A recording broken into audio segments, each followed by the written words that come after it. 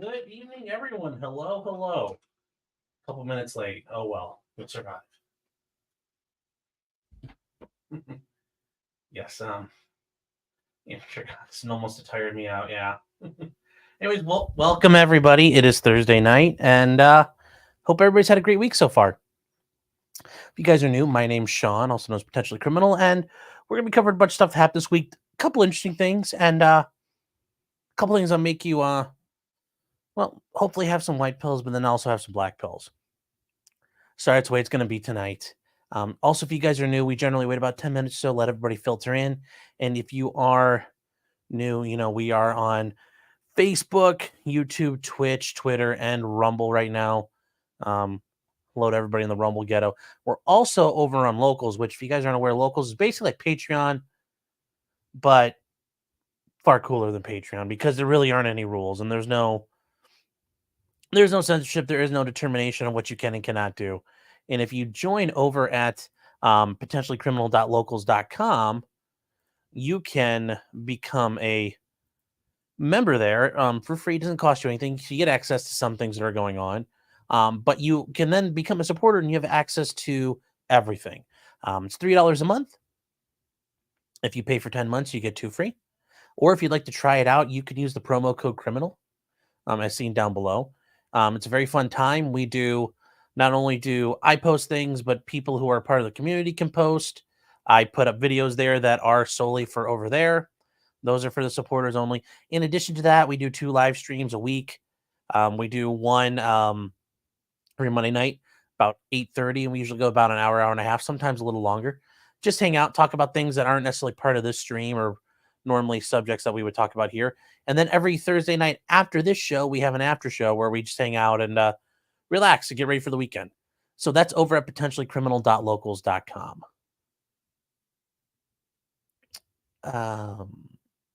So let's see here. What are we?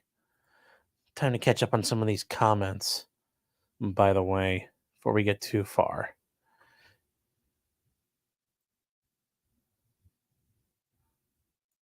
Mystery Sniper saying, did I get... Oh, hold on one second.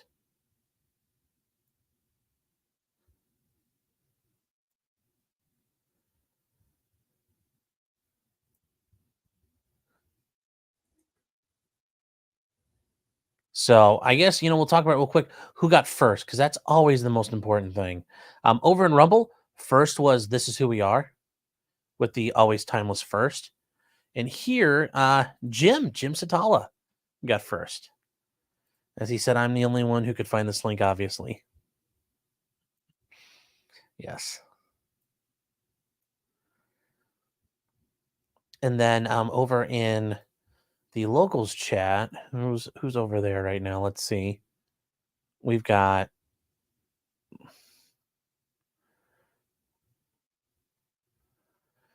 oh, actually, Jim got first over there too. Damn. Jim's just like knocking it out. So good job, Jim. You're just crushing it everywhere. Who else? We have a super chat. I guess we start with 2 of them. Unhung Hero for $2 says, I'm going to come. Yes. Don't come. And then Hunch Dirty Roofer for $5 says, can we get the name of the Columbus area cop who would rather go after the 11-year-old girl than the pedophile who groomed her to put them on blast? I am looking into that to see if we can find any of that information. I'm sure you guys have seen that Ring body cam where these police show up in the middle of the night saying, well, we could arrest your daughter for doing... Why aren't you going after the person she sent them to? This idea, we're going to charge a kid. That tells me it must be somebody important. It might even be one of their cop friends. Who knows? But yes, that needs to get exposed. And I, would love to find out what that cop's name is, because that was just top tier shitbaggery by the police to do that to a family.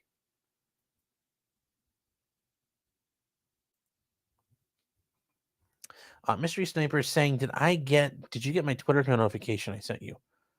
If it just happened, probably not. Let me see.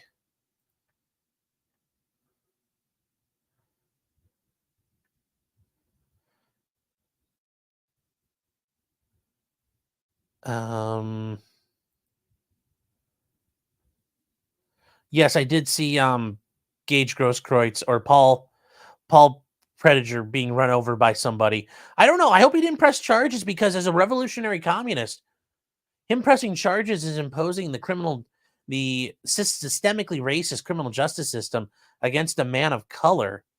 A poor little BIPOC person who is just trying to survive against the oppression and violence that his whiteness has helped perpetuate. So I hope Gage has not filed charges because that'd be really hypocritical of him.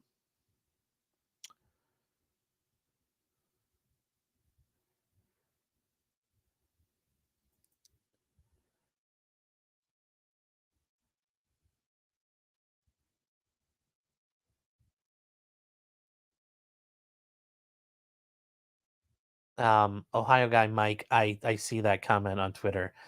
Poor Bruce Drennan. We'll leave him alone. He's a good guy though. Um, did you like the Coomer pictures of? I did not make those. No, no.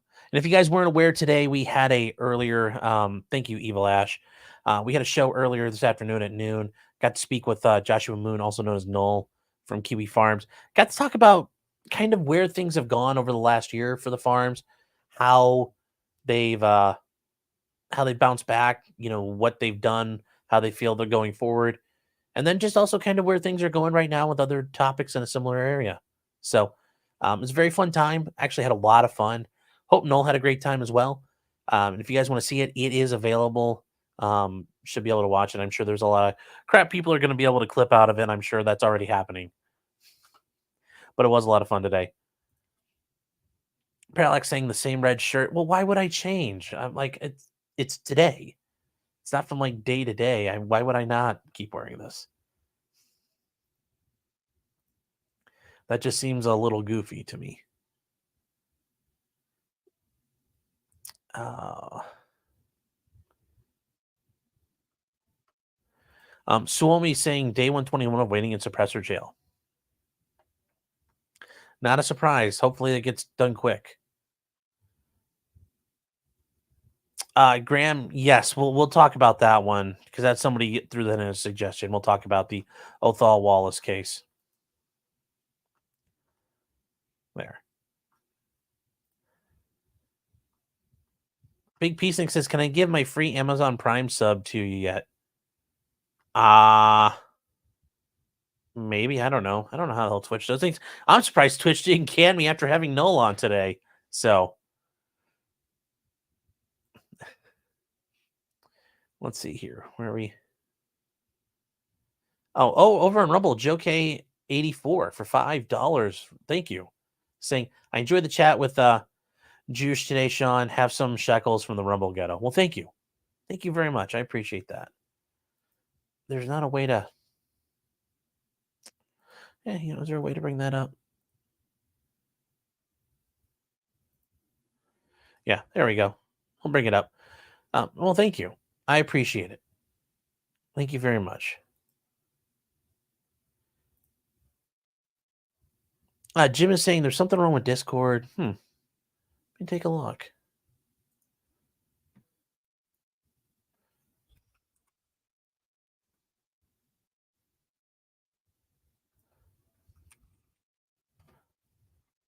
I just sent you a DM, Jim, so it should work.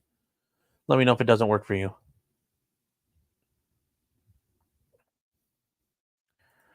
Higgs is saying, "Oh, the guy who hit Gage Crutz, his bail's only $1,500. You're tempted to post it. Hey, in the name of social justice, Gage would be very much down for that. I mean, remember there are those pictures of him being all solidarity. Yeah." Larry says, "Aren't we all looking forward to Ray spending 20 years in prison?" Yeah, well.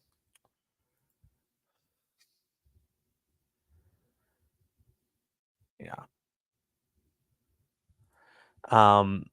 Silver Smurfer says Kiwi Farms dot letter S dot letter T. That's not right. It's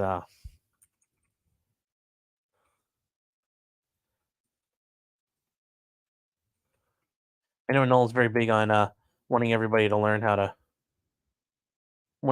fish, but I might just give you guys a fish for the day.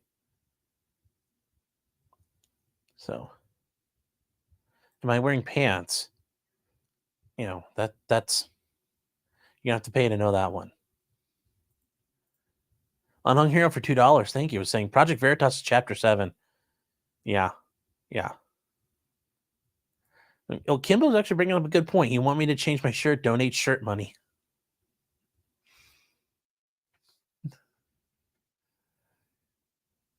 Sorry guys, catching up on these. As it's kiwifarms.st. You want to get to the farms. That's their ClearNet site for now. It's a lot faster than using Tor. WMMAC now for $4.99. Thank you so much. Saying sorry about super chat earlier. Wasn't trying to make trouble. Just laughs. It's all good, man. Hey, is what it is. Don't worry about it. Cheeseatarian for member for 5 months. I thank you very much for your support. I appreciate it. Saying I like the false Santa look you got going on. Thank you.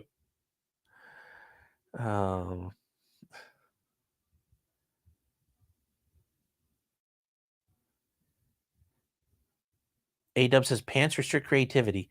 Depending on the day, I agree with you. Like if I'm writing a brief, that's very, very true. So, Iron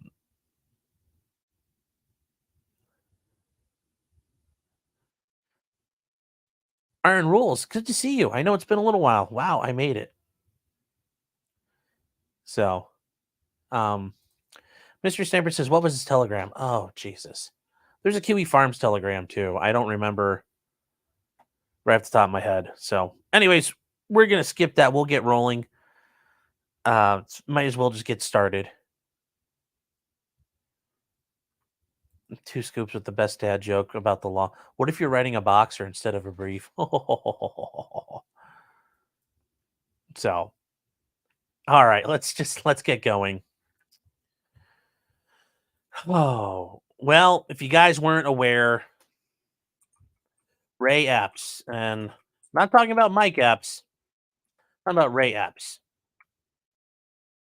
And if you guys don't remember him, he was the gentleman who said, we're going to the Capitol. We're going to everything he said. Well, he's finally been charged. Now, there are a lot of theories about what's going on with this. Is he a Fed? Is he some sort of asset? Is he working with anybody?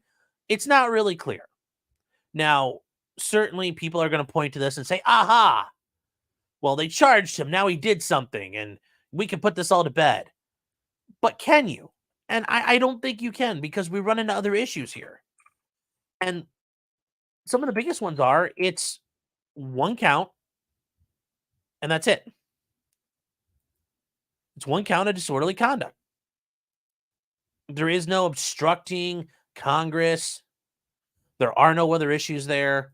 None of the getting onto restricted property, all the other offenses anybody else ever got charged with. Not even the seditious conspiracy. Ooh. Although, since he was planning it the night before and trying to get other people involved and soliciting involvement, why wouldn't you argue that's trying to get a conspiracy going? Because then it looks like when he's up there, well, yeah. Just saying, it does tend to look that way. And there's a bunch for us to look through here. There's a bunch for us to look through here. Okay, guys. And we're going to go through it all bit by bit. Because something doesn't smell right. I don't know what it is exactly, but we'll get to the documents. But let's start off with the big thing. So Ray Epps, he was the guy, obviously, in the red hat, saying, we're going to go forward on it.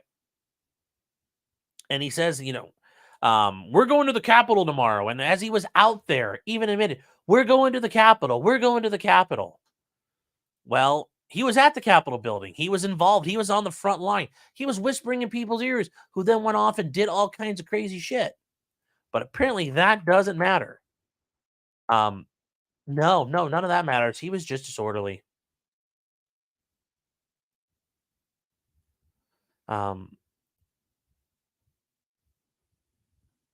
Just absolute bullshit.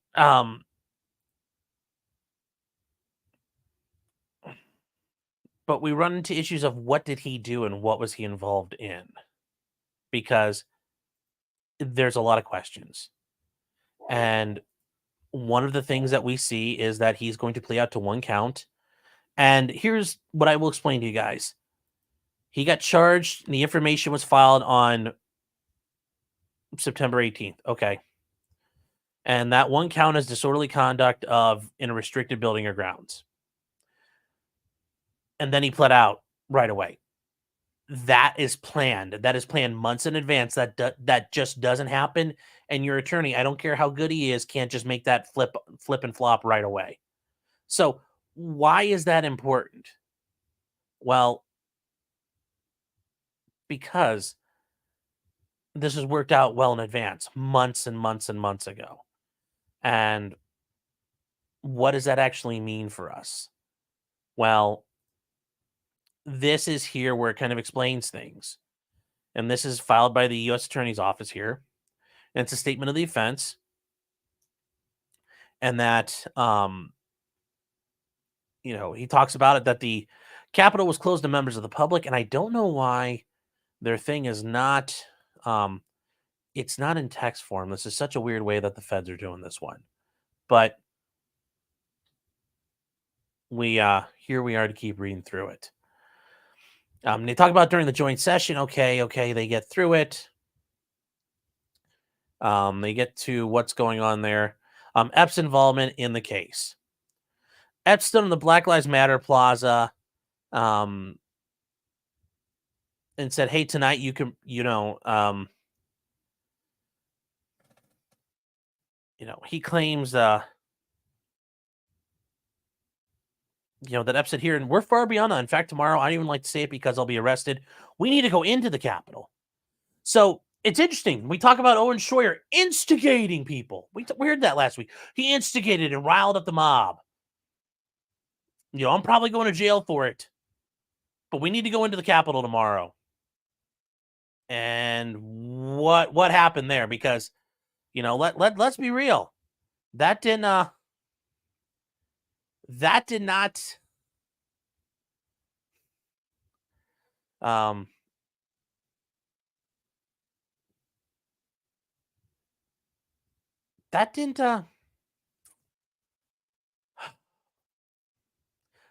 that's different apparently. That's different apparently. But we'll keep talking. It was recorded. So, and this is the statement he made that night before, and people started screaming at him that he was a Fed. On the next day, he was out there saying, the Capitol's this way. We're going to the Capitol. Follow us. Then they reached the Peace Circle where they encountered the bike rack barricades and all the fencing, showing it was closed off. They weren't allowed to be there. And you can see Ray Epps up front. And walked up to Ryan Samsel, one of the people who's actually currently engaged in trial. Walked up to him and whispered into the guy's ear, right here, whatever the fuck it was. Sounds like a conspiracy at this point. Why is there no conspiracy charge? Why is it, just one count of misdemeanor? So they surged forward and overwhelmed the barricading officers.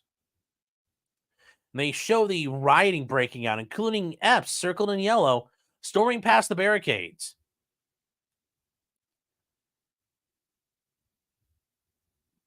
They show Epps going through and going through and going through.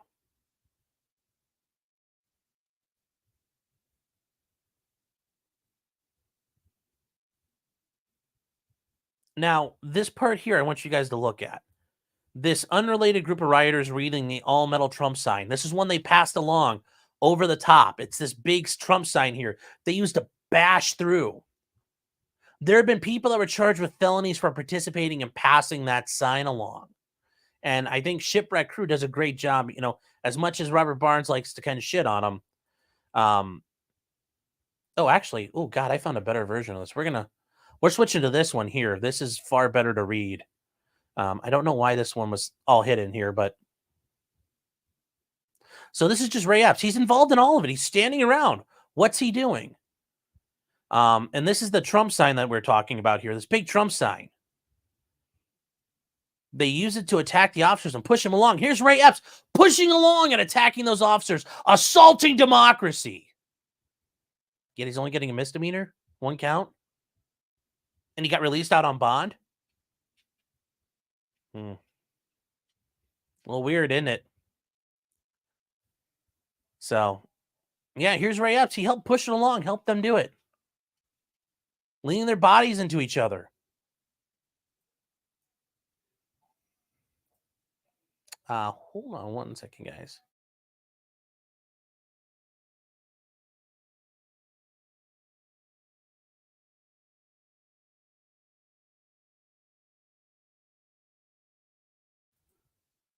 Sorry about that, guys. Yes, just happen to be at the critical places. Yeah.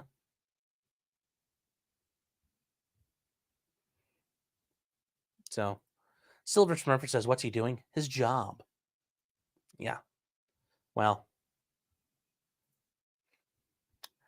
the officers responded by deploying chemical spray, and then he fell back and dispersed. Well, not after he had done the damage.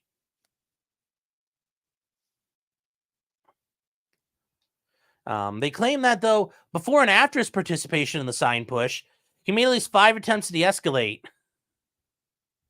So he's encouraging all this to happen, but he's de-escalating. Really? That's what we're going to say? That's how we're doing this? Come on now. As set forth, Epps and I in the Capitol building. He knowingly entered restricted grounds and acted in a disruptive and disorderly manner in a way to interfere with the official functions of the Capitol Police. He also tried to interfere with the action of Congress. Why was he trying to help push it open? Remember, he's not getting jammed up on that.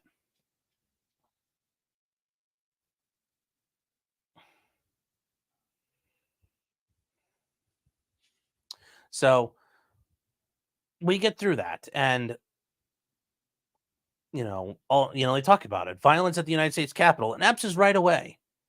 2 days later, Epps called on the tip line and identified himself. In that same call, he gave a consensual interview to his activities. Well, it's because he's being handled.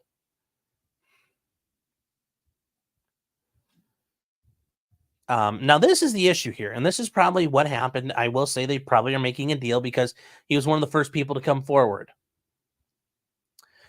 But what did he do? What did he do to cooperate? What was he involved in? Because notice they let him sit forever and ever and ever and ever and ever and ever and ever and ever. What did he inform on? Who did he help? What did he say?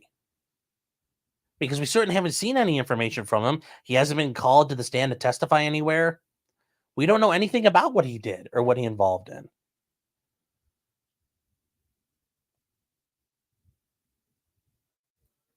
He claims that while he intended to walk into the Capitol, he did not intend to break in. Well, how do you think he was going to get in? Do you think that he'd just knock and let him in? Maybe unless he knew that was going to happen. His goal is to walk in the front door. Well, how would he know he's going to be able to do that?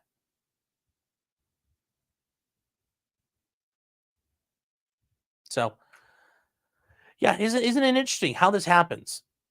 Isn't it interesting how this happens here for Ray Epps?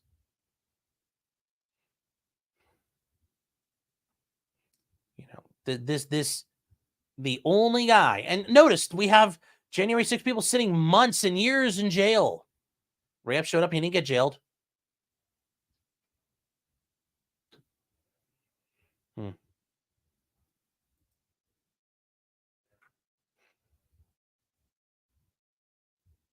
I can't wait for them to see the act this way towards other people. Oh, he didn't mean to go in. He promised not to go in. It was his intent. They actually believe him. Apparently not anybody else, though. This was worse than 9/11. Yep. He snitched on all those other people. Yep. It's very curious to see what he snitched on and who he snitched on because it's not clear. Ag is saying who wrote this was a Hunter's lawyer. Yeah. Yes, that is so flowery and nice. When we've read all the other documents. They've just been, it was like terrorism. They were like Al Qaeda getting ready just to kill everyone, and it was going to destroy democracy. Like, oh my god! This one's like, yeah, look, it could have happened to anybody. Could happen to anybody. That's the FBI now. Yes, we're throwing grandmas in prison, but this is okay. And Dell says after his 30-day sentence, yep, he's getting a 30-day sentence. Mm-hmm.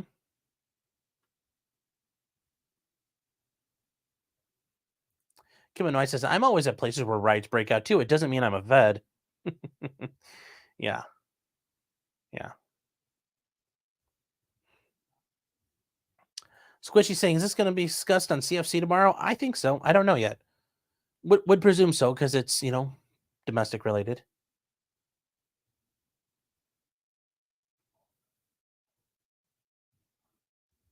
Yes, Eric is right. It was a war at the Capitol, but he was the angel amongst everyone.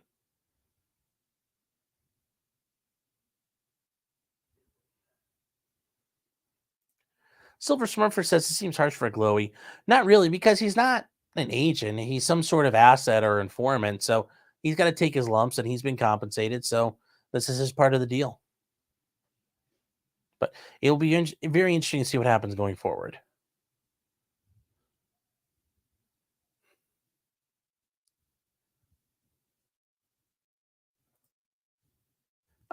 Jim is saying the real tell will be when they actually don't make him serve any time because they claim he won't be safe. He'll have to tell the judge he was working for the FBI. Well, that or they'll say he's got a medical issue. He's going to have heart problems all of a sudden, or something will happen to him.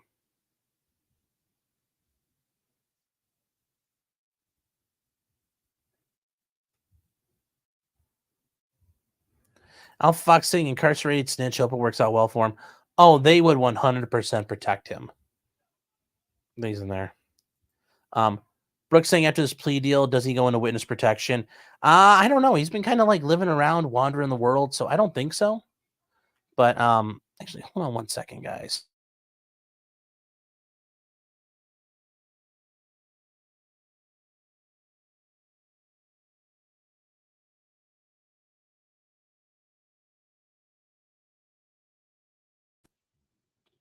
So, the Eric Foam says the Epps will suddenly die of old age. No, they're not. That's not going to happen to him. Mega Johnny 420 420 Ned says the Walker didn't work for Harvey Weinstein. Yeah, that's a little different though. That's a little different. This is a Fed case with a Fed boy. They take care of their own. Otherwise, nobody would work with them. So, okay, yeah, that would be funny. I almost want to do that, but yes. So, but yes, like I said, guys, that's not a kind of sad to see, but it's where we are. Moving on though, this is more of just an interesting thing as far as, gee, it's almost like it was meant to happen this way. Project Veritas is pretty much folded up shop completely right now. They've completely laid off everybody, suspended all operations. It's almost like this was by design, and I guess this is where James O'Keefe really fucked up, like by letting people in. He let the wrong people in, and they screwed him over. So, yeah, it's very interesting there. In the interest of preserving the future existence of Project Veritas, which there isn't going to be one. This was meant to drive it into the dirt.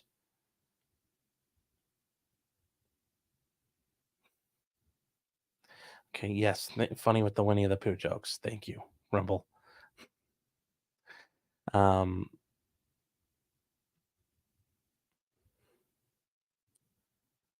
So they just talk about what's going on here, how this is going down. A guy who got fired in August said he was surprised it was still even running. He doesn't know what was left to spend, and really, it was just the office people, the last people that were cutting throats. Well, now they have to bail. The unsound leadership of Project Veritas is shuttering. Yeah, the unsound leadership that got rid of James O'Keefe. But remember, that was by design. The lack of funding and poor management amplified the damage that James O'Keefe already did to the organization. Really?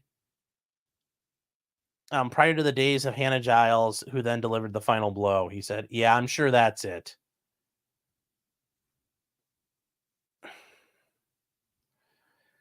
Hmm. Well, anyway, O'Keefe's moved on, got his O'Keefe Media Group thing going. So we'll see what happens. I just thought it was very interesting to see that Project Veritas is finally dead. Finally dead. Does this mean Randazza is no longer their counsel? I don't know yet. I don't know yet for sure. And yes, Patty's saying maybe the idea was to destroy it from the start. I think so. I think so.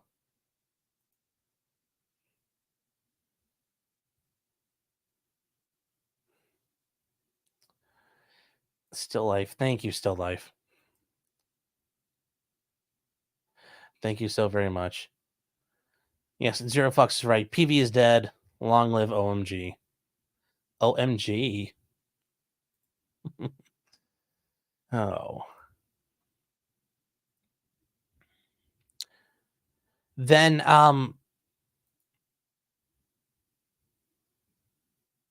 well, you know what? I think we do have time to work on this one. Gage Goy's Crutz. We do actually.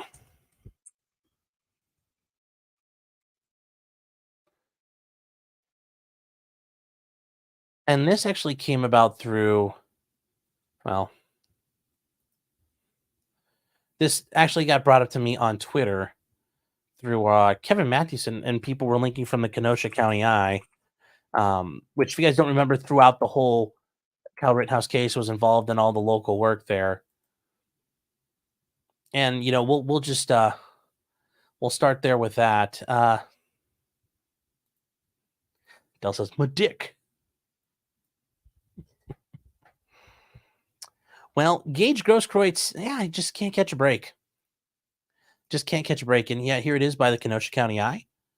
So if you guys haven't, give them a look. They do a lot of good work over on reporting on what's been going on with all the things going on in the county, that were all part of the saga.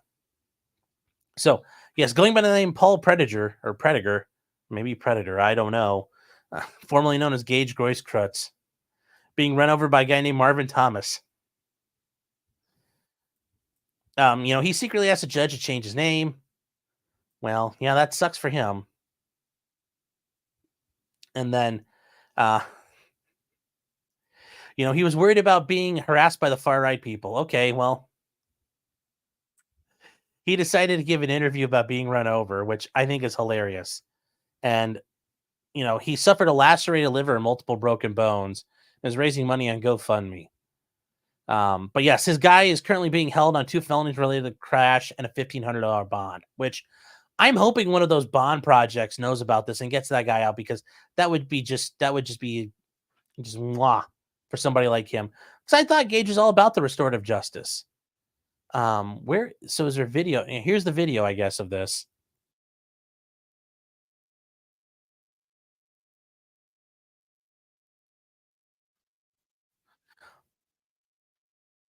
Yeah, don't use my name. Staying awake till the ambulance could arrive. I'm sure he had to do that once before when his bicep got unbicepped. So I'm sure his traumatic injury, when he goes to see the ER doc, he's like, "Oh, hi, it's you guys again."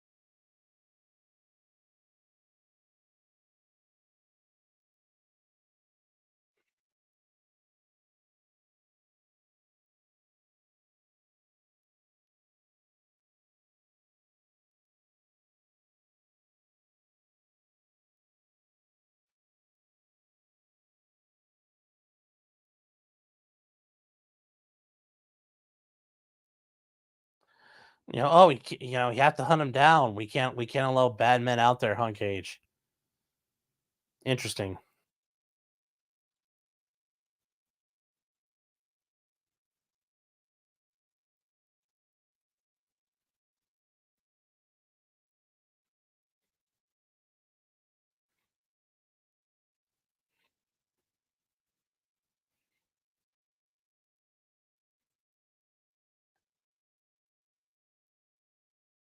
Some delays that are out of our control. Well, what delays were in your control?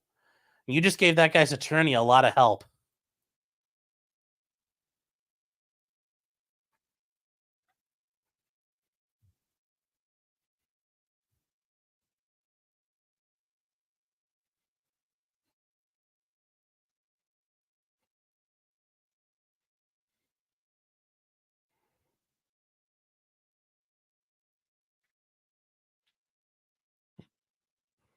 Oh, too bad it wasn't the Kenosha police. That'd have been even better.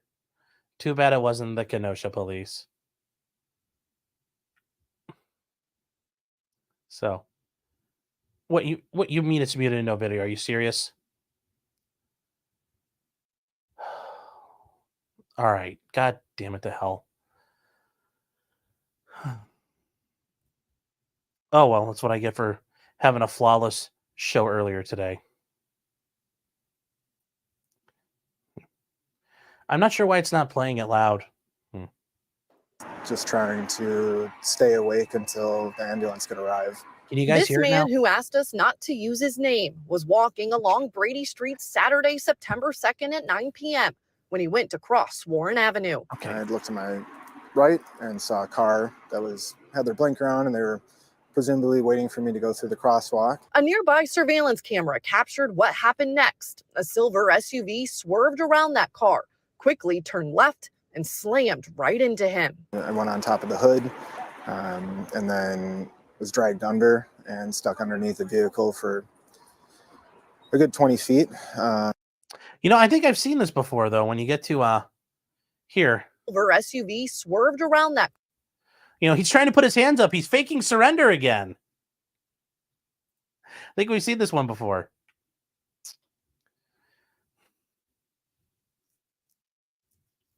So, just beautiful work by him. Car beautiful beam quickly footage. Turned left and slammed right into him. I went on top of the hood and then was dragged under and stuck underneath the vehicle for a good 20 feet before I came out underneath, and next thing I know, I'm laying on the street looking upwards and wondering what happened. With visible road rash, the man says he spent several days in the hospital with a lacerated liver and multiple broken bones. But so it's interesting. He's hurt. One arm's crippled and now the other arm's crippled. It's like, man can't catch a break. Released, he began a mission to find video and track down the driver. We compiled all the evidence that we had, including footage, still shots, public DMV records, vehicle owner records, and we provided this to the Milwaukee Police Department. And what has their response been? Have you heard anything from them? Unfortunately, this investigation has suffered from some delays that are partially out of our control. So unfortunately, at this time, we haven't heard anything back from Milwaukee Police Department, but it's our hope that with the information that we provided, that they'll be able to move forward in this investigation. He believes the car that struck him was a silver Ford Escape. What would you like to say to the driver? Driver, if you're watching this, do the right thing, turn yourself in. Hannah, the victim said, you could try to apprehend him yourself and do a fake surrender. I mean, where was your gun at, bro? It makes you wonder.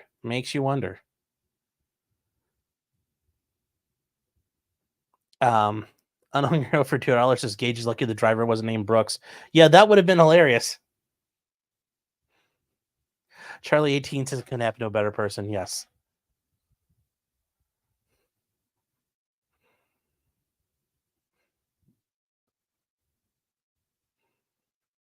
Yes, that driver was Kyle Rittenhouse. But yes, his The guy who hit him is out on a $1,500 bond, which I think would be hilarious if it got posted. But I also wonder, where are those bond groups that are out there? Bail funds. They should be getting this guy out.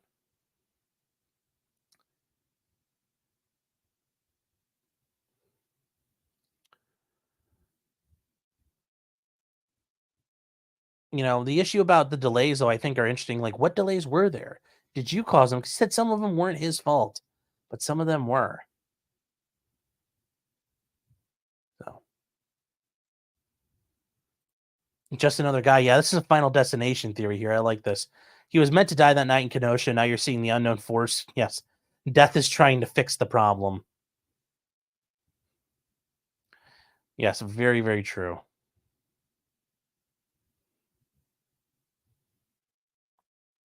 Mikey says, do the right thing and run him over again.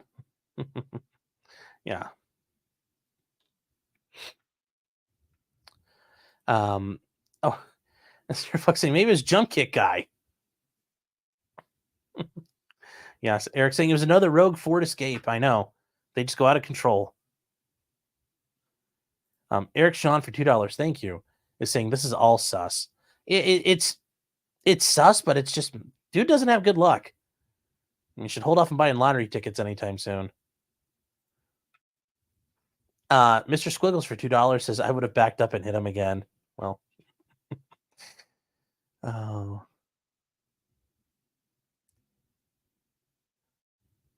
On here, Mega Johnny saying start a GoFundMe. He started a GoFundMe, but you can't do one to get people out on bail. GoFundMe shit cans that pretty quick. I'm on here for $2 saying,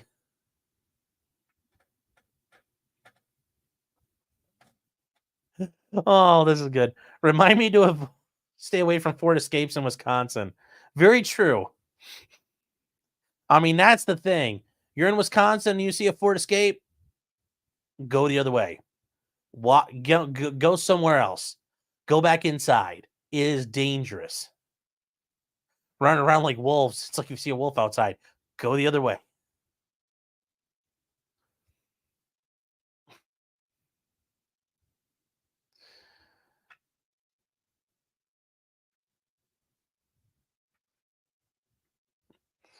Yeah, Squishy Hunter saying, what to business? Yes.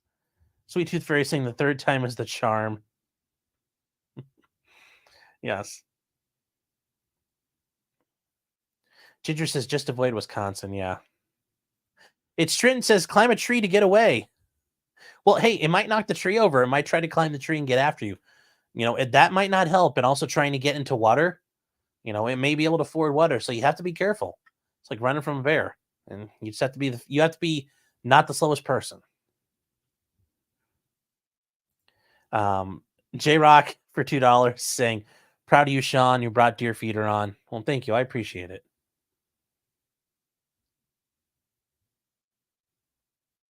Yes, Otto says just drive all the way around Wisconsin. Yeah, that might be the best bet. I used to have a Ford Escape too. I never ran anybody over with it. Ford Escapes have injured more people than my guns have. Hunch the Dirty Roofer for $5. Thank you. Is saying looks like he caught a couple of breaks, Sean, of bones. Yes, good one.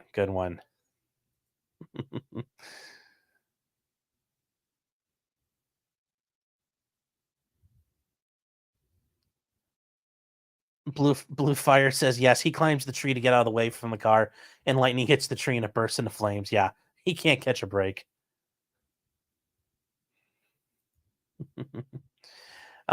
That's a shame for $4.99 says, can you play the video of his chair breaking in a deposition? It's the light of my life. I don't know if it's a deposition, but it's some sort of pre-trial where he had to testify and he fell out of his chair. Yeah, that was hilarious during the Rittenhouse trial.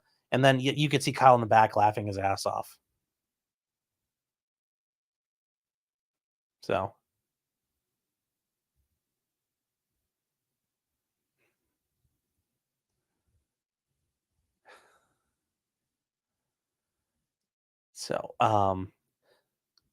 Yes, he cut a couple of brakes and rotors and axles. Yes, Scott. Very true. So, yeah. So, well, Can't get much. Well, I don't want to say. Yeah, it could get worse, Gage, but odds are it can't get much worse. So keep your head up. Also, keep your head up and look both ways. So now, kind of balancing out the funniness, something serious. If you guys were, and we talked about, well, actually, we didn't get to talk about this yet, but, and this is related to it, the Whitmer kidnapping guys that were last on trial in Michigan, the last 3 were acquitted Friday morning last week. And the Michigan Attorney General is really mad about that. Look at this hag, Dana Nessel. Look at that face. You could chisel granite with that. But anyway, so Michigan's Attorney General suggested conservative politics played a role in the acquittal of 3 men. Yeah, it's not that maybe they thought the evidence was bad or they don't like the fact the government was pretty much the ones who did everything and that their FBI informant was the guy who pretty much made everything happen, and without his involvement, there would be no plot. No, it's not that. It's got to be because these dumb fucking hicks don't like the government. But you know what? So be it. That's okay. Because you know what? You're not entitled to a fair trial. The state is not entitled to a fair trial. You know who's entitled to a fair trial? The defendant. Nobody cares the state doesn't get a fair shake. That's their problem. So, oh no, people don't trust us. Maybe you should work on that. Instead, no, they're the ones that are wrong. She told a liberal group on Monday the trial was held in a very right-leaning county. And she said the verdicts were perplexing, confusing, but terrifying. Oh no! Oh no! It's so terrifying. What, that the FBI might do another kidnapping plot and not tell you about it this time? Like Wu-Tang says, girl, protect your neck, honey. Protect your neck. Now, here's the thing. When you have a case and it doesn't go your way, yeah, sure, in private, I might say, well, those jurors were fucking idiots. They didn't know what was going on. And I've said that before. But when you're speaking out in public, you don't lambaste the jury. You have to respect their decision ultimately. And to go out there and start attacking them and undermine, I mean, you want to talk about undermining democracy and our secret institutions. This is the kind of shit that does it. This is that kind of shit that I guarantee you she's worried about. But yeah, you don't publicly question a jury's motivation. You can say, I disagree. Like, I've been interviewed for it. Yeah, we disagree with their verdict, but we respect it. We're not happy. We thought we thought they'd see it our way and reach an outcome that, we preferred, but they didn't, but that's their decision and we respect it. This is just a bunch of crybaby bullshit because she lost the case. Her people lost this case.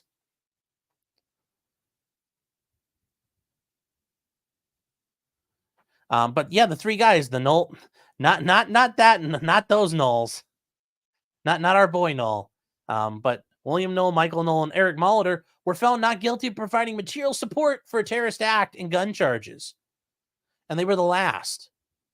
And in the cases that went to trial, state and the feds only won 50% of the time. That's a bad, guys, if you don't understand, that is a fucking awful stat. That is really, really, really, really bad. That is really bad. It should not be that way. They should be scoring home runs. But here's what she says. The 3 of them were acquitted by a jury in Antrim County, which, if you guys remember, there was some other funny business in Antrim County back in 2020. I'm just saying, I want to kind of look into that. Not because we didn't have a great evidence. Well, according to the jury says we disagree. And even if they said, fuck it, we're doing jury nullification. Doesn't matter. They didn't like what you were selling. That's you. That's a you problem.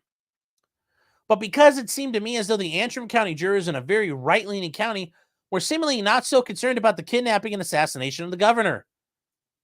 Maybe they didn't believe you. Golly gee willikers, some people don't believe the government, honey. Dana, girl, sugar britches, toots. You know, just trying to, you know, red table talk time. Like, you know, honey, not everybody believes government. And you're running around like a shrill harpy screaming about why people don't trust the government. Kind of reinforces why they don't trust the government. Just saying. Just saying. Just saying.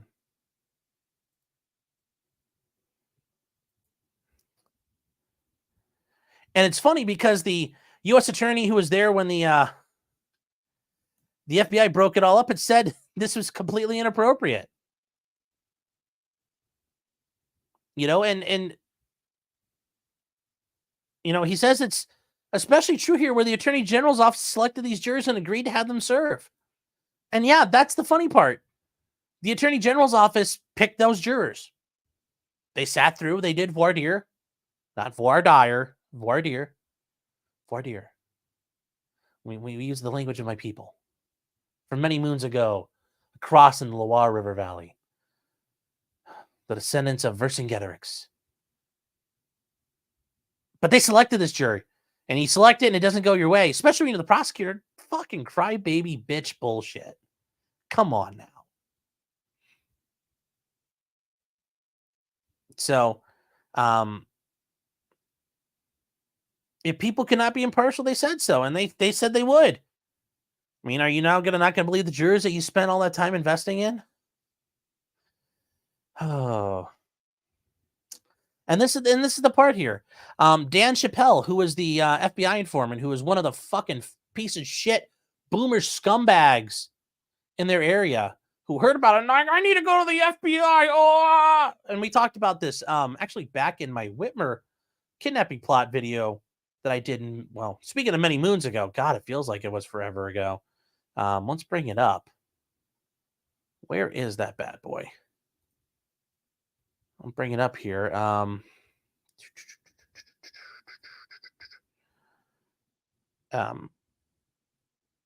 You know, if you guys, and this goes back a ways here. This is this actually here. This was the video done about a year ago now, and you can see, wow, God, it's like a sparse studio. Things have changed. I've grown a lot, so you might say in other ways, and I get that. But yes, the Whitmer kidnapping plot collapsed, and they mentioned what happened there. But we learned about Dan Chappelle, this piece of shit who started it all, took all the money, and kept it going. You know, the brave veteran who wanted to help out. Well, they point out he set people up, he drove people, he paid for stuff, he did trainings. If it wasn't for him bringing people together and setting stuff up, the majority of people would have not together or even talked about it. So, yeah, imagine that. People don't believe the government. Sorry, Dana. Honey. You know, try harder. I'm sure you're working on trying to get people for 2020 like those electors. So why don't you go railroad them? I'm sure you're busy with that now. So good luck, Toots. I'm sure the people, when you run for election, won't forget this, that you think they're fucking idiots. So, Justin says Sean interviewing Sean. Yeah. So,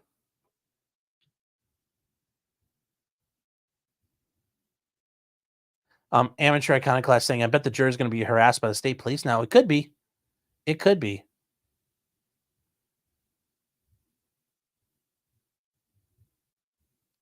So,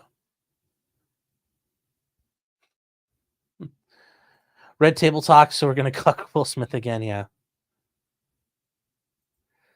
Sean comes out with the sugar tits. I said sugar britches, not sugar tits.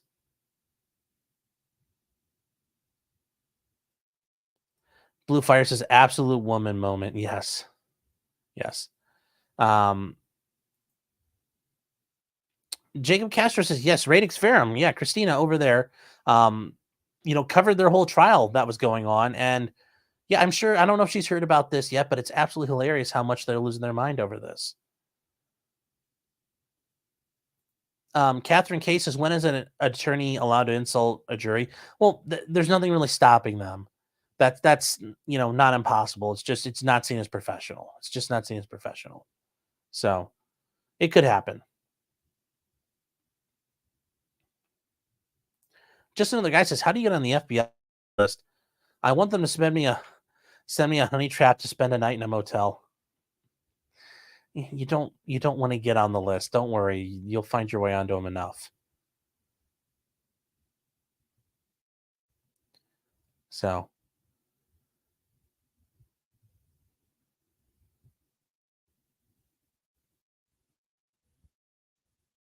no mandates saying I'm sure I'm on the list. Oh, most people are on a list of one form or another. Don't worry. Don't worry about that. You're there somewhere. Ingrid says you're already on the list here for subbing. Yeah, it could be. Could be. But I've been working at it from early on. I've been a very overachieving boy. Over in locals, Vels Mortensen for $3 says, but are you wearing pants though? Like I said, I mean that's for the after show to find out. I got to show you guys then. I have to show you guys then.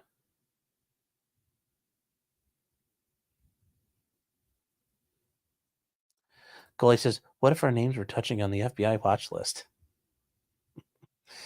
Yes. And Justin Hancock says, all attorneys have their prints on file. We do. But I've had my prints on file for a long time, so one more thing doesn't hurt. So, not a big deal for me. The other big thing here, and this is one that I know I didn't have the chance to cover, and this is one we might do trial-wise, watching it coming up this month, especially in October, is Othel Wallace. Now, Othel Wallace was a death penalty case down in Florida. For those of you unfamiliar, that's La Floride if you're French. And what did he do? Well, he was facing capital murder charges for obviously murdering somebody, in particular a police officer down in Daytona Beach. So he was facing charges and he ended up getting found guilty of manslaughter. So had he been convicted, they would have sought the death penalty. They also found that he used a firearm to commit the manslaughter. So his prison sentence went from 15 years to 30 years, which when you're facing the death penalty, you might say, wow, 30 years sounds like a complete train wreck of a charge to get or a resolution. That's actually pretty good. I mean, in a death penalty case, your goal is to not get the death penalty. But, obviously you're swinging for the fences anyway. But, yeah, getting it knocked down like that, that's a home run. These guys did a great job. So he could face up to 30 years in prison. So now, the Volusia County Sheriff is upset that this happened. Well, it's the jury believed what they believed there. You can be mad about it, and it's a slap in the face. Everybody puts on a uniform. Well, why aren't you mad at the prosecutor's office? I mean, they're the ones in charge of this. You don't get mad at the linebacker for sacking the quarterback. Get mad at the quarterback and the offensive coordinator. Those are who you're supposed to get mad at. Don't get mad at the defense team for doing their job. His faith in juries had been shaken before. Yes, a state government official doesn't have faith that the people can be manipulated to things I don't want. They weren't malleable this time. That's a scary thing. I've seen juries ignore video evidence and disregard victims.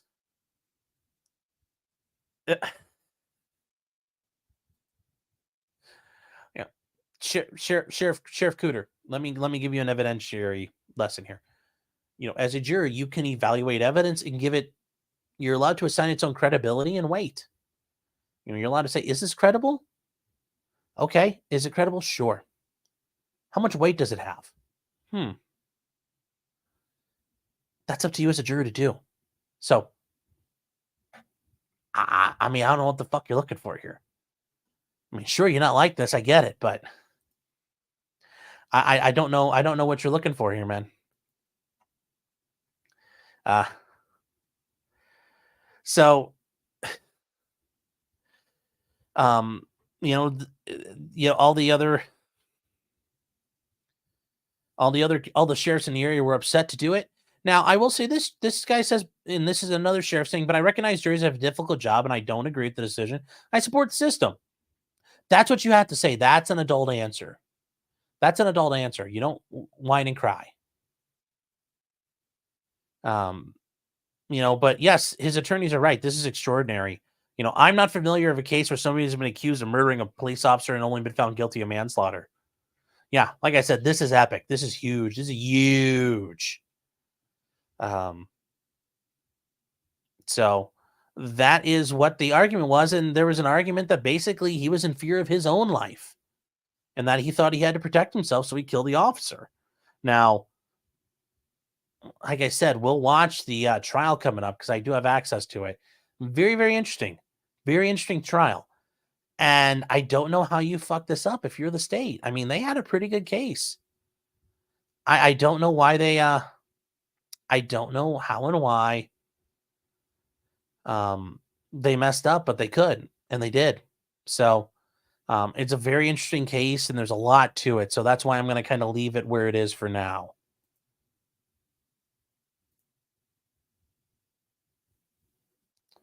Federer Lumpkin says Bigly, yes.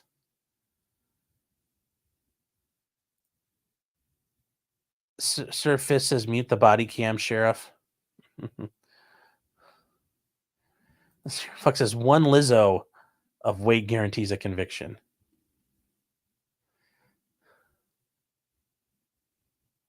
Sweet Tooth is saying, how much time does he do? So if he gets 30 years, how much time? Oh, Florida, you do pretty much all your time. Florida is one of those, you got it, you run out the clock. There is very little getting out early. And Jim says, yeah, you do at least 85%. Yeah, you don't get out early in Florida. Florida is brutal in their sentencing. But you commit a crime in Florida with a gun, it's not good. I wish I could have Steve Gosney on here because he'd say, yeah, Florida having a gun and doing a crime, not a good answer. Not a good combination. Kimbo says, wait, I'm back. Are we allowed to kill cops now? No.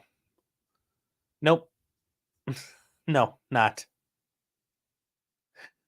Eric Fulham says, that's a lot of weight.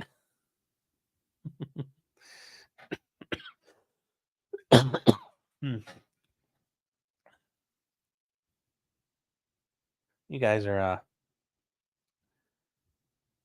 yes, Wrestler Town's right. Florida has to be brutal. All the dregs end up there. Well, their own induced ones, too. Most of them are homegrown now. Blue Fire says, seems like the state fucked up. I'd be curious to hear what Gosney's take is. Yeah, and I haven't had a chance to reach out to him on that, but I do want to see what happens with that. So that is something else to cover going forward. And then another thing to cover going forward down in the beautiful state of Florida is our girl, America's sweetheart, Sarah Boone. Sarah. Well, her previous attorney was allowed to withdraw. And what do we know now? Well, there have been some new updates in that, and as far as we know now, her new attorney has been introduced. And that new attorney is, where the heck did it go? So this is a lot of things all at once, and this is her attorney just trying to save time here. But this is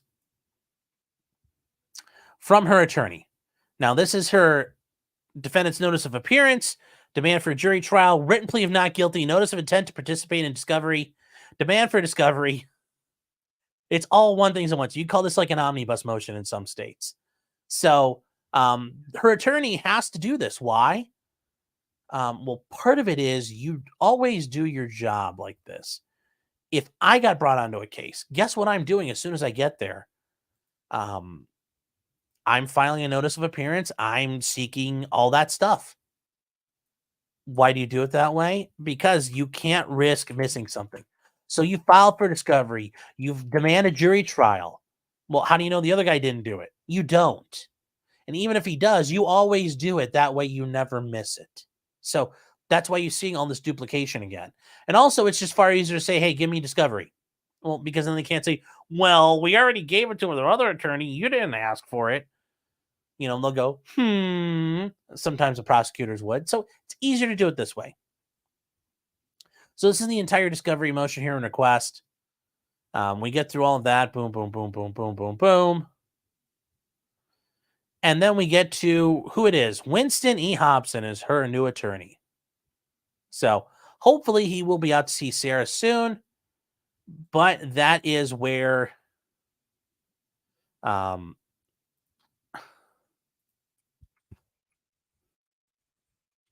is where we are with that. So once again, Sarah, well, she's still going. She's still going. It's not Attorney Tom, no. Justin Hancock says Sarah Boone and Have Suitcase will travel. Yes. And a name of some sort. Has anyone made a font of her handwriting? No, but it's actually very good.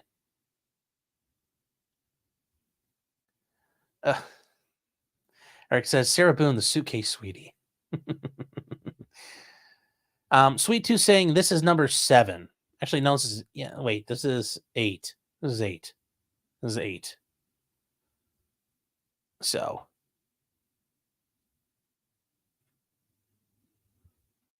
with a name like Winston, he has to be a winner. Hey, it doesn't mean anything. Sarah Fuck saying too bad.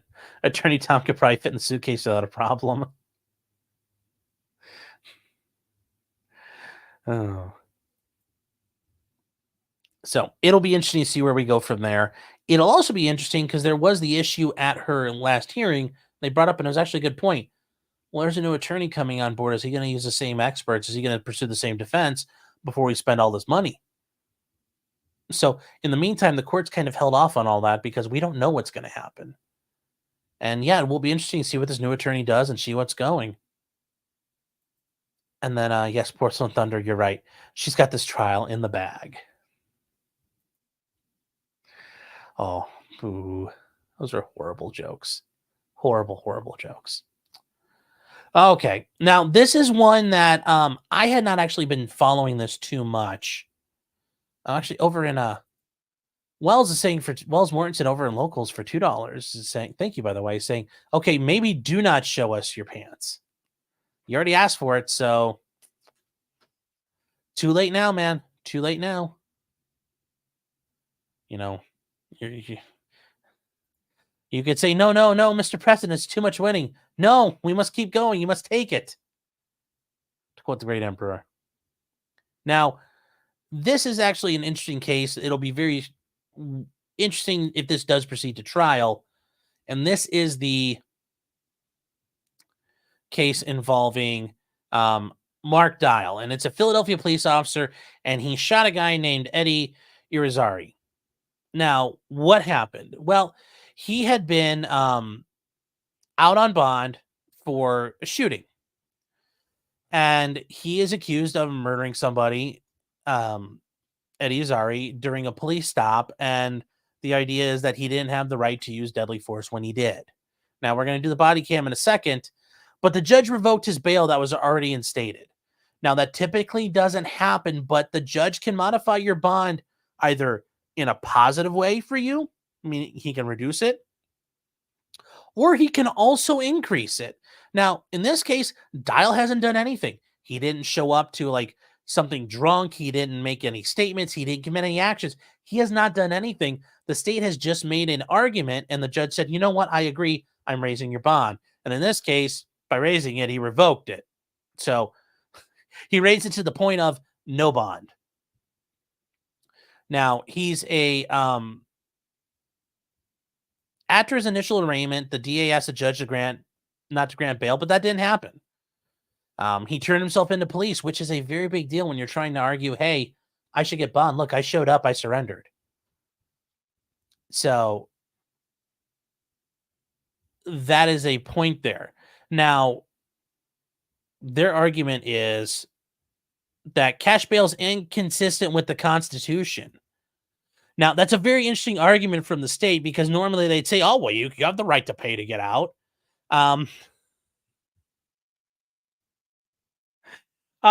Which I just think it's very hilarious to see a prosecutor make this argument and that they make this one with a straight face. I'm curious to know what it was.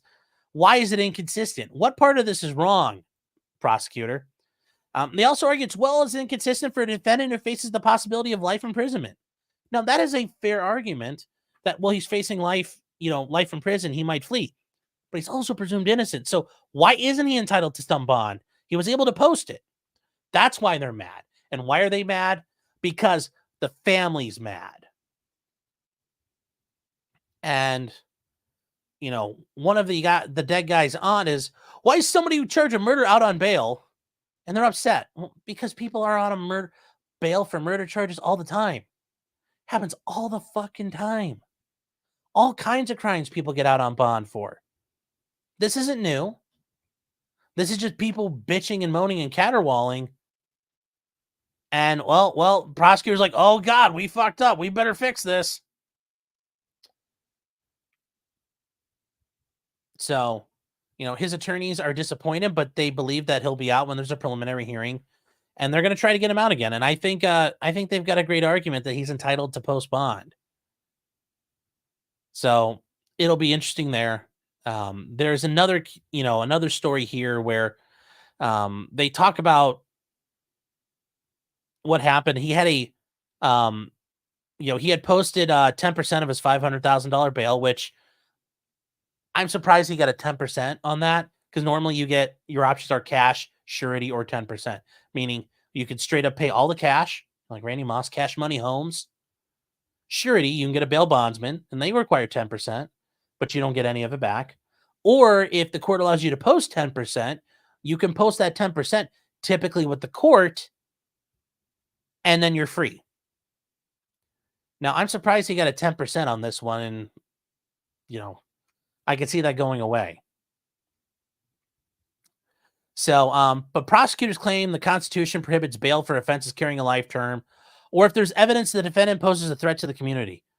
The idea that Pennsylvania Constitution prohibits bail for offenses carrying a life term, I think, is unconstitutional. But also, if there's an evidence he poses a threat to the community, well, he's not a threat to the community. And to say he would be ridiculous. So it's very interesting why they brought that up. Now, there are some claims that what happened here isn't what occurred according to reports. Who knows? We're not really sure. But here is the thing. Dial was charged with murder, and he was being suspended with the intent to dismiss after the official said he refused to cooperate. Now, remember, you have the right to remain silent. But for police, they can be compelled to do this as part of their employment, and they are able to use what's called Garrity. It's a Supreme Court case, Garrity v. New Jersey, where what they say in regards to police internal investigations can't be used against them because they're being compelled to speak. Now, notice nobody else gets that. It's just the police. Now, there are some Garrity protections for people when they're involved in other governmental agencies, but it's because the government's involved and the government's your employer. That's why they have that. Now, would it be nice if we all got that same thing, that you have to cooperate with your company and that can't be used and compelled because it's, I'd argue, extreme duress. Yeah, but you don't get that because you're not one of the king's men. Now, Dial claims that he thought the guy had a gun, and we're going to watch the body cam and we'll see what we think happens here, because it's not 100% clear. And if you guys are ready, we're going to get demonetized. So here we go. It's a little loud, so get ready for it. And we'll make sure this actually is there. Okay. So here we go.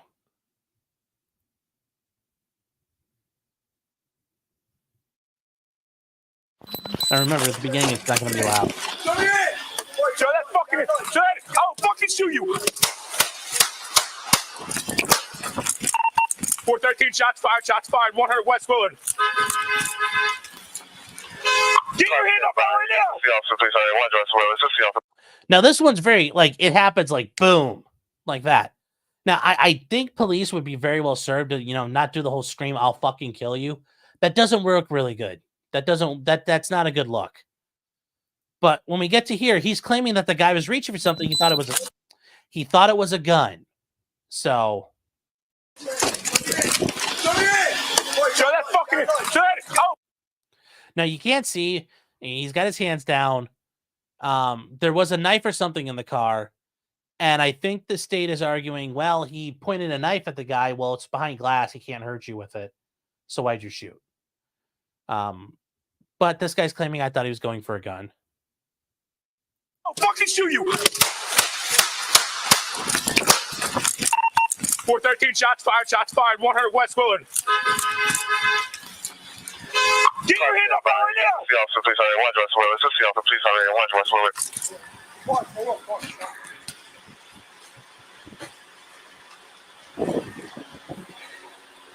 Move the car. Mark, move the car. All right.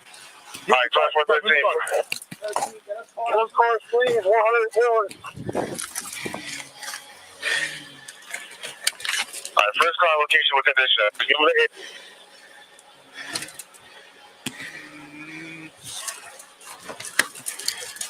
Keep those hands up right where I can see him.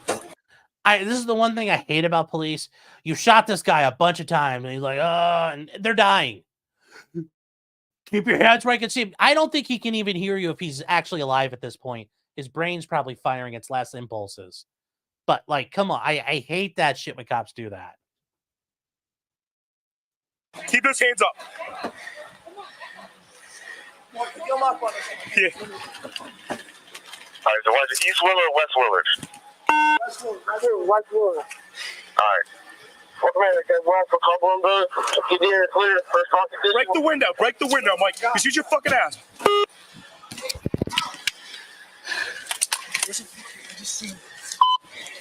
About 100 West Willard, 50 off the police fire radio, 100 East Willard, 50 off the police fire radio. Huh? You're gonna have to get him out. I know. 13, anyone approaching? Yeah, people around now. 14, 13. Shooting apart. Okay, I'm just saying, like, if you think this guy is dead or you're trying to save his life, you're hauling him out like a fucking deer. That doesn't look good to a jury. That's not going to look good to people.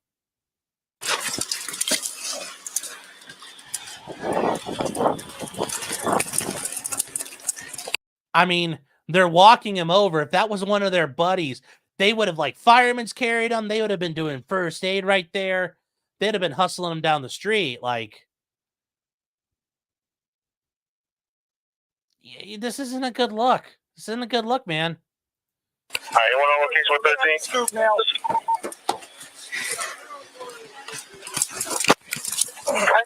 I mean, I haven't even heard him call for an ambulance yet.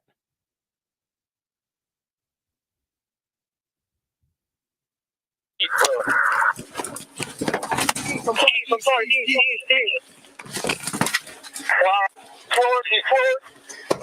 All right, stay with the car. I'll take it. Stay with the car so no one grabs anything. All right, East is your actual location with.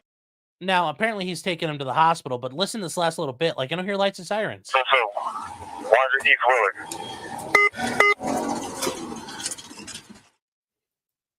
So, doesn't look good, but we'll see what more comes out.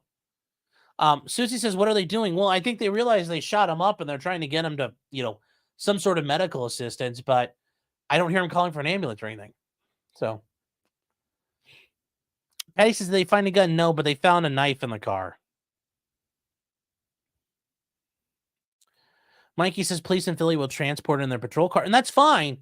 But why isn't there like, oh my God, hey, send the ambulance to meet me at the corner, like whatever and whatever. I'll meet you there. I don't even hear any of that. Because you know what? At least the ambulance can be like, okay, we'll take it from here. We can provide help, not just dump him in the back of the police car and the guy bleeds out. The rest of the town says, oh, you're bleeding. Put your hands in the most difficult position. Take this shot. 2 jumping jacks. A name of some sort says, was it in the car or was he actually holding it? I don't know. It's not clear because you can't see through the reflections. Now, he claims the guy was reaching for something or had something in his hand.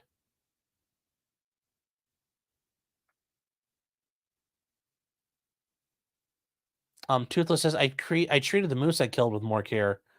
Yeah, and that's the thing. Like, if that was their buddy, they wouldn't just be dragging him along like that. That's, you know, it just,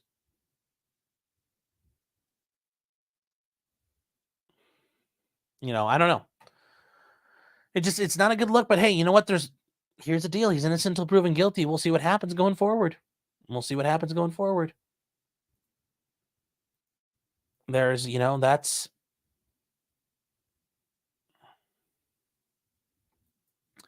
I don't know the answers yet. I don't know the answer to any of that.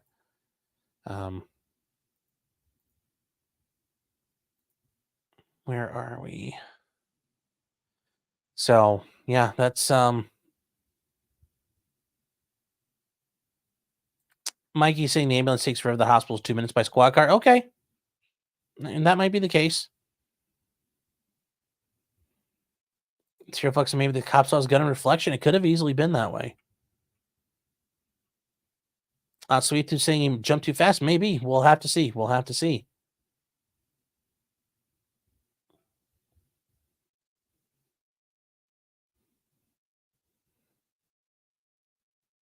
Carrie says, how would you get the guy out? I guess I would phrase it this way. If it was somebody you knew and cared about and they were injured, would you kind of try to grab them underneath and probably give them like a bear hug and help them out? Or would you drag them out like by their arms like a deer and kind of flop them out on the ground? I mean, that's, you know, this like, oh my God, I think I killed some, but like this guy needs help. And they're, you know, like, they're kind of like going like, as they're dragging them along. Yeah.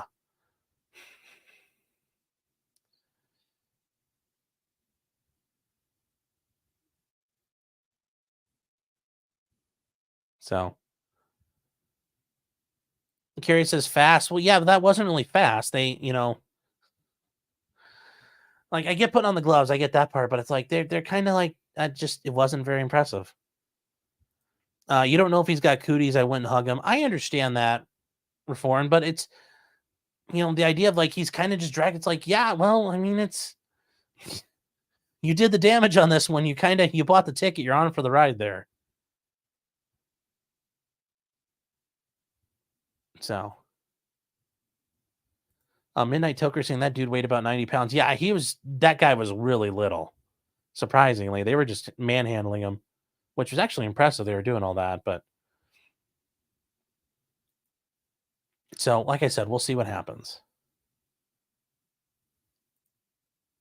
Jim is saying, from what I saw, the shooting looks bad, but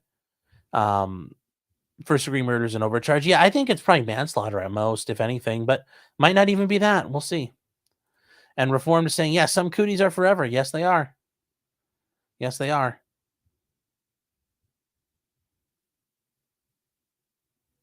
Yes, Carrie's right. But these cops, nobody's thinking about their trauma. They have so much trauma being cops on the Timbu line. It's so hard. Oh, Lord, them police, man. So, now to the big thing for the night, the Delphi murders. You guys remember we talked about these. These are the two girls that were murdered in Indiana, rural Indiana, a couple years ago. And they just now got a guy named Richard Allen, and they believe he's the one who did it. He's the bad man. Well, we've learned a lot since then, and the defense has dropped this scorcher of emotion. This is really bad. And to do this as an introduction, it's 136 pages. At first, I was like, God, I don't need to read all this nonsense. But holy Jesus Christ on a cracker, this is not good. So, and when I first heard about this, there's like Odonism and stuff in it, and like, you know, the occult. I was like, this is all bullshit. Oh my God. No, it's not. This is weird. So we'll get to this part. Okay, we'll get to the end here. We'll get to this. So their argument is that members of a pagan Norse religion called Odinism, Odin, the god of thunder in Norse mythology, ritualistically sacrificed Abigail Williams and Liberty Germain. Those in charge of the murder consulted with a Purdue professor concerning what these symbols were that were left behind at the crime scene. Yet, as of the time of this motion, the Delphi investigation team claims they can't remember who the purported professor was. They can't identify him, and they provided no reports from this professor. And it further indicated they may never be able to figure out who it is. So some of the investigators went and talked to an expert witness, and now nobody knows anything about that witness, which that's potentially exculpatory material. Now, when I'm a defense attorney and I consult with an expert witness and it doesn't say what I want, I don't have to tell the prosecutor about that. Okay? And since I did that and pursuant to things, that expert cannot go to the police and say, hey, these guys came to me, here's evidence. You know, like I went to a polygraph and the guy said, oh, here you go. He admits to it. They can't do that. Now, on the other hand, if the state has experts, I'm entitled to all their experts. So if they go out and get 10 experts and 9 of them say, yeah, we don't think this guy did it, guess what? I get to know about it. That's exculpatory material. You're entitled to notes and revised notes and previous drafts of notes. If they entail different things, you're entitled to those things. So already they're hiding things and they don't have accountability on their discovery. That's not good. And what do we know? Well, the years passed, 2018, 19, all the way through. Okay, well, and cops have retired and left since then. And the state of Indiana, through one of the retired police officers, received a letter from that officer. And he became concerned the information contained in the affidavit pointing the finger at Richard Allen was less compelling than all the information he had accumulated back when he was in charge of part of the investigation. They believe that men who practice Odinism in or near Delphi with another group of men who lived in Rushville, Indiana, were involved and were suspects. But that was never provided to the defense. This letter wasn't provided to the defense until it was obvious from the last round of depositions. Then the defense, they went all the way to Georgia to go see somebody. And the prosecutor had this letter in their possession for over 4 months before giving it to the defense. Saying, hey, remember when we found these other guys we thought might be involved? That's exculpatory material. That's a possible other perpetrator. That's a valid defense. That is something that may help. And they sat on it. But apparently only offered it up when it was obvious the defense team would be learning of the existence. And they point out the prosecutor had 2 choices: sit on the exculpatory evidence and hope it never gets asked to be brought up, or disclose it, claiming that they were overlooked. And they just said, oops, our bad, there's just so much. Now, it doesn't help, though, because this letter was explicitly sent to the prosecutor, addressed to him, and only him. So it wasn't just some random thing in a file. It actually came to him. The officer received it, acknowledged it, and had it through certified mail. So this wasn't just some random filing.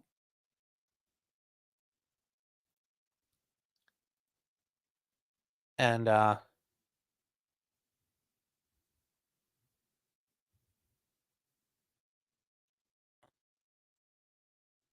what is...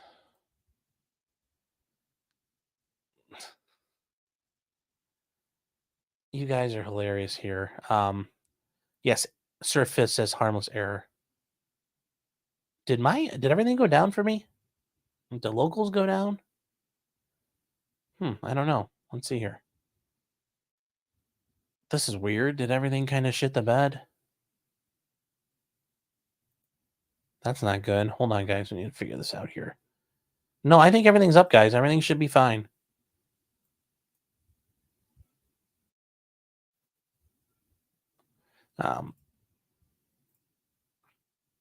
Yes, it's a clerical oversight. Yes, that is the most beautiful way to put it. Oh, like, oopsie poopsie. You guys can see me. All right. Yeah, that was weird. Some people are saying everything kind of went down, but yeah, maybe the Troon Brigade is after me for what I did earlier today. They're striking back. Keffels is leading the attack. So we'll get to what they discover here. So law enforcement withheld other exculpatory pieces of evidence, including an 85-page compilation of the reports and video statements that support the defense theory of the defendant's innocence, meaning that it could be someone else. Yeah, oops. Oops. In addition, the letter, he attached the FBI's behavioral analysis unit, which a lot of the FBI stuff is kind of bullshit, but whatever, it's still exculpatory, that determined the individuals responsible for the homicides were involved in Nordic beliefs. This was news to the defense, as nobody in the investigation revealed this information. You know, the prosecutors provided no evidence whatsoever of this. In other words, this contained exculpatory material that was concealed. Yes. And they finally got released at the end in September, over 9 months after after he got attorneys. Over 9 months.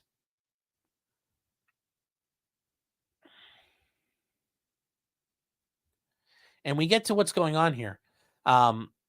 The reason why they learned about this is because the prosecutors learned, the defense team learned about the Odinist things and the Odinism going on, and they realized we can't hide this anymore.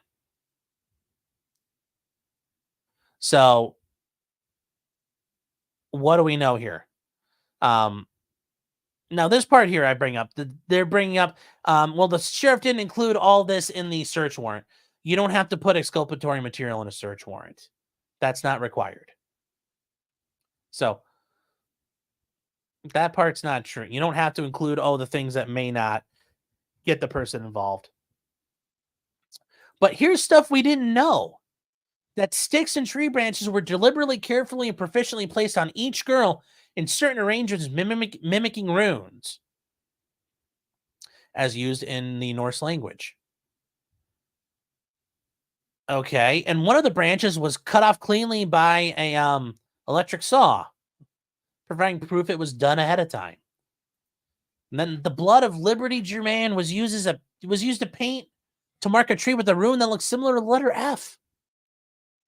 With simple Google research, these would have been identifiable as one of the many calling cards of a pagan cult. I mean, like I said, at first I thought this is bullshit, but they are not making this up. There's no way they could be making this up. Holy Jesus Christ. What the fuck is going on in the story? They point out that no forensics such as DNA and electronic data extracted from his computers tied Richard Allen to the crime scene. That's interesting.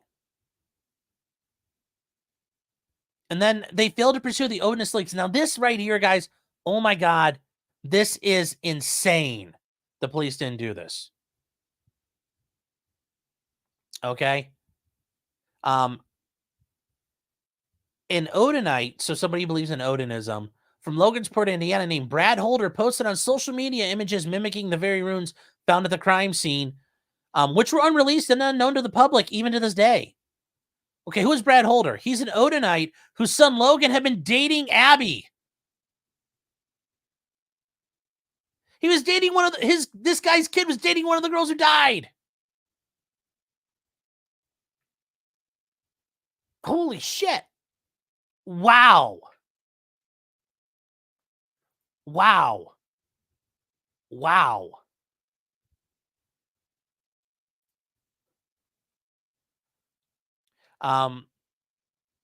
Yes, it is mind-blowing. It is mind-blowing that this guy was never considered a suspect in the murders of Abby and Libby.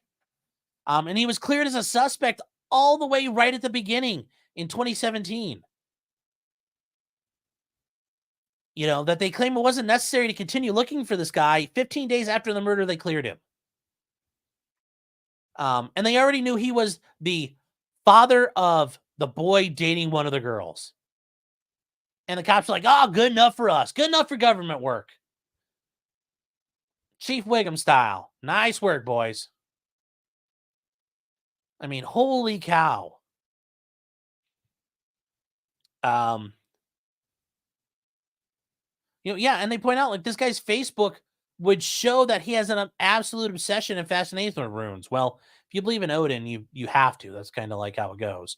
The police knew or had to know that runes were left at the crime scene. Yeah, they did. Because remember, they went and talked to the anthropology expert. So what the fuck is going on in Indiana? And then later, somebody we learn received a call from a guy named Ryan Boucher, who was doing some like internet sleuthing, it looks like. And one of the images he viewed on Brad Holder's social media account was an image of two women either dead or posed as if they were dead on the ground in what appeared to be a forest. Both women had tree limbs and sticks around their bodies. One of the women had her arms stretched out, her head similar to how one of the other girls was found. Both women are clothed in a stick and tree branch. Was different than the stick and tree branch that were found with the girls, but otherwise it was pretty much an eerily similar murder scene. So this guy who's just doing stuff on his own contacted the cops like, hey man, you guys should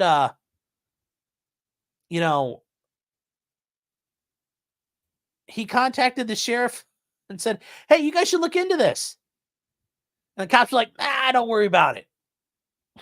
The fuck? Oh. But they ended up talking to one of the cops, and after the conversation, he made notes and placed it in Dropbox. It should be noted that the images found by this guy in Georgia and that were placed in the Dropbox along with the report have not been provided to defense. That's exculpatory material. And they can't find them. They're gone. So what did the defense team do?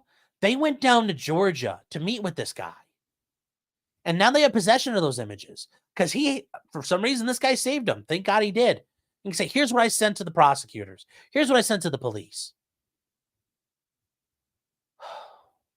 And they have to point out, instead, the defense located these images and turned them over to the very people who had the obligation to provide them to the defense.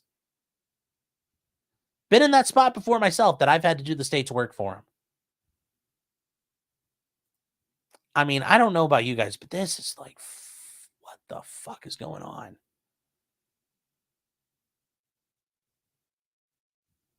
This is crazy. Starling Lee says the F rune is Ansus, meaning communication, insight, truth, and wisdom.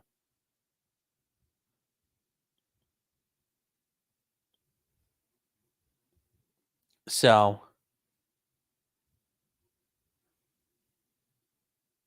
yes, Harbor Warble says yes, just like Chief Wiggum. Bake them away, toys. Porcelain Thunder says, was Sled involved in this investigation? Maybe.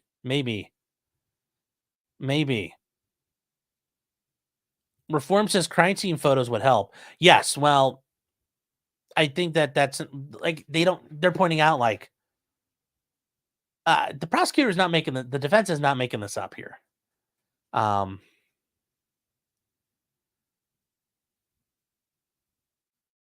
Reform says the damn snitch is snitching on cops. How dare they?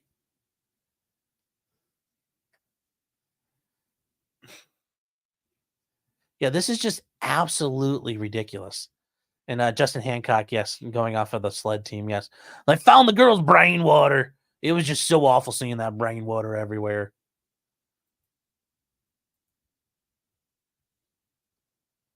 But this is just insane. At what point is this just, oops, we're not good at this, and this is maliciousness? I don't know, but this is not looking good. But at the time they got their search warrant, they were fully aware of the mimic crime scene. And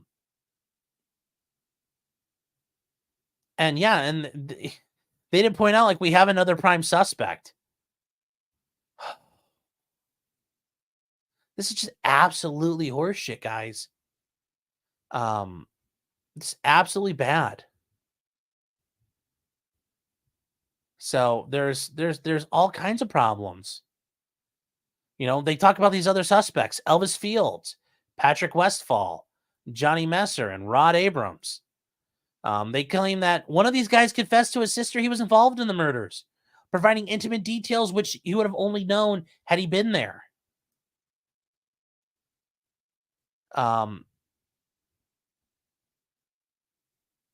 You know, this guy claims he was denied in ever being involved, but he was dropped off at his trailer. He,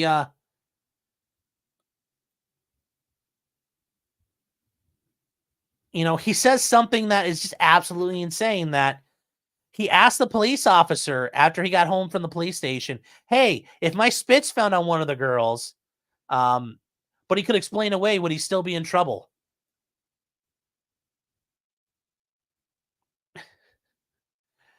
So he claims he spit on one of the other girls, to one of his other family members. And the cops, you know, this didn't, the investigation between these yokels was so disjointed, the information never got relayed properly. You know, he claimed he killed 2 girls and he's going away for a long time. Holy fuck.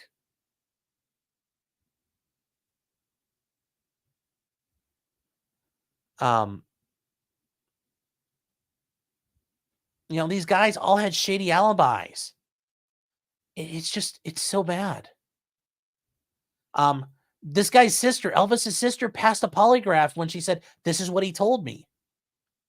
You remember, police, they love their polygraphs until it says something they don't like. It's just absolutely insane. And there's still like 130 some pages to go. And I'm going to be going through this. There's still so much to dig through. But Squishy says, I know you saw that. What? Squishy says, it sounds like the owners did what Leo Frank couldn't. Oh. Yes.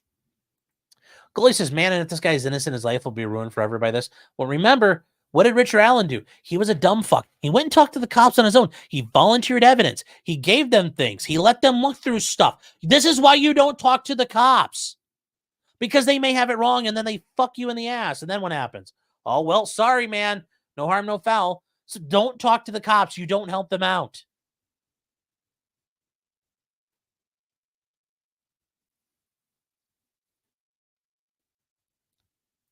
You know, Goalie's saying this just gets worse and worse the more you read. Yeah, it just doesn't stop. This is just, I can't believe I'm reading this. I mean, this is all stuff this is all stuff that would be out there you'd want to know. If I'm doing an investigation, like where, like, Jesus Christ on a cracker. What is going on? Squishy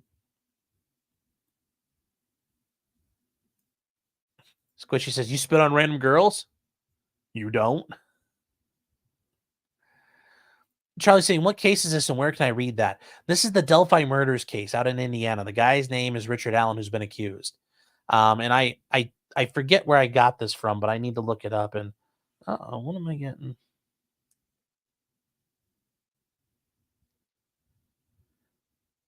Hold on here. Something coming in from a producer.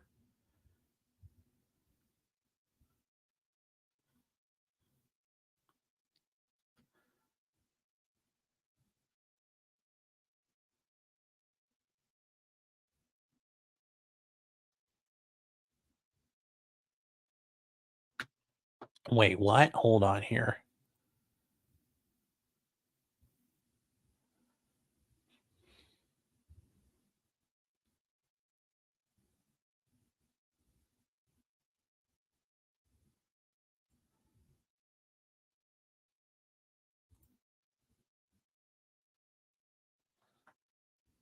Damn, I'm okay. Whew.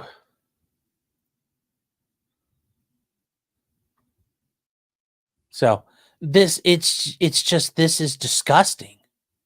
The police knew all this, and yeah, so you explain the case to the cops, they can help you, yeah.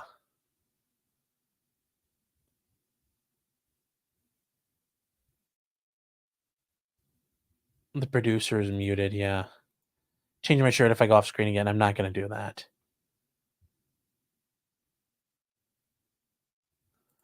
Jim is saying, yeah, this comes down to some tool mark evidence on an unfired bullet. Yep. And that's why it still doesn't make any sense. Why there's no reason for you to ever talk to the cops, because they will take the smallest little thing and they will fuck you over with it. So, guys, apparently, Donald Trump Jr.'s Twitter got hacked, and somebody was out there saying that Trump had died. So it's not true. Not true. So that, just so you're aware, that's all I was looking at there. Don't worry. The Emperor of Mankind is still alive.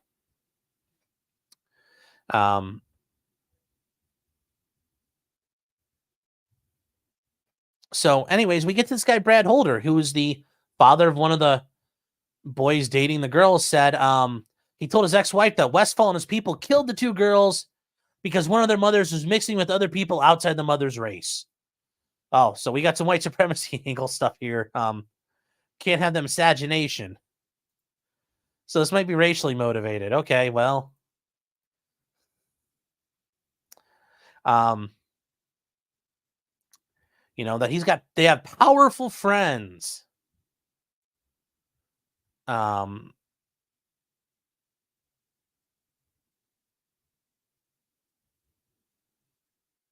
They point out that there's never been a search warrant made to, check out these houses or verify the alibis of where these guys were.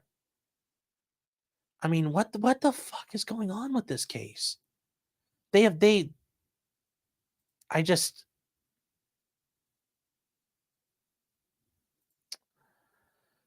Reformed Convict says, I say what murder I didn't see nothing, as per always, might be legally blind, I've heard. Oh. Please, does your mom know you're gay? Oh. Jim is saying that was yesterday? Oh, I thought it was today. So. Well, I just got a notice of it. I was making sure I brought it up. So, yeah, there's just so much more. Yeah, this is why you shut up. Because the police don't go after what they should, and then they focus on you. Shut up. Alan should have shut the fuck up, but instead he talked. So,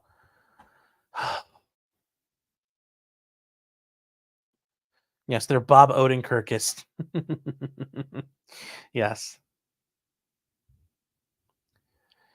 Jim is bringing up an interesting point here. Do you think they could be, the police might be infiltrated with the Odinist or the Who-white Supreme Burritos? Maybe. That could be an issue. There might be some politics involved. It might just be they don't want to go after it. They found this guy is easier. They could just be corrupt in general. I mean, it's not the first time cops have lied and screwed people. Toothless is saying, if you say to the cops, no, you, count as not talking to the cops. Just communicate in sign language. Just go like this. That works. Or if you want to be that person, you got to get that extension. You're like, like that. You can do that if you want. But I mean, I know some people are big on just like this. They do it like this. They tuck the thumb or they put the thumb to the side. Like I said, I'm a guy about, you got to get the extension. Like show them you're really into it. Like you're like, ugh. So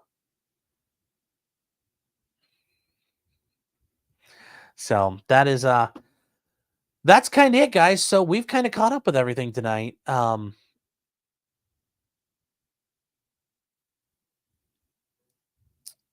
It's going to be very interesting. There's more to read through. There's just so much to get through, and I've been a little busy.